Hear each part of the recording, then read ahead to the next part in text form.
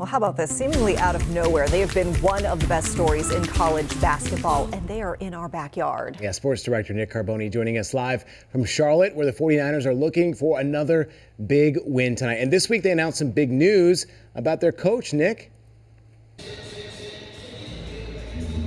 That's right, guys. You know, before this season, Charlotte was picked to finish 13 out of 14 teams in its new league, the American Athletic Conference. Of course, back in June, former coach Ron Sanchez abruptly left the program. AD Mike Hill felt he really had no choice but to elevate assistant Aaron Fern into an interim role just to keep this team intact. But what has Fern and what have the 49ers done since? Well, they are towards the top of the AAC, a magnificent season enjoyed here at Charlotte. They took down a top 20 team, had an 8-game conference win streak, and earlier this week, Fern was rewarded with a new 5-year contract. Hill said the final decision was made while he watched the students camp out ahead of the ECU game, then pack this arena yet again for another win.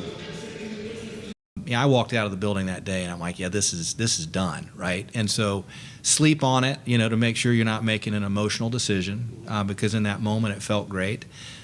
Slept on it again another night, you know, and then met with the chancellor and she agreed that now was the time. So that was the timeline, how it played out, and could not be more excited. The guys have been awesome. I mean, I'm so proud of them and everybody involved, because it's hard.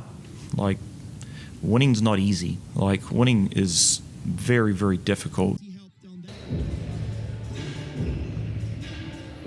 By the way, big win for the women here last night. They got back in the win column with a victory over Memphis. Niners hosting UTSA tonight. Good chance for another victory. They beat them last time out earlier this season by 8 in San Antonio. We'll have more on Fern and the 49ers. And hey, maybe a trip to the NCAA tournament is in store this year. They don't want to get too far ahead of themselves, but we're going to talk about it next at 6 o'clock. We'll send it back to you. All right, we'll see you then, Nick. Appreciate it.